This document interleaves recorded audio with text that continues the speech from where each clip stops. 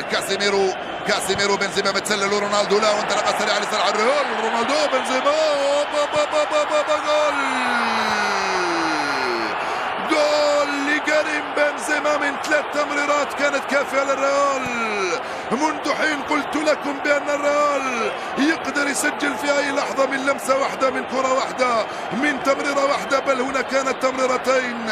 كريم بنزيما في المكان المناسب يسجل 8 اهداف للريال. اللعبه كم كانت رائعه من كريستيانو رونالدو.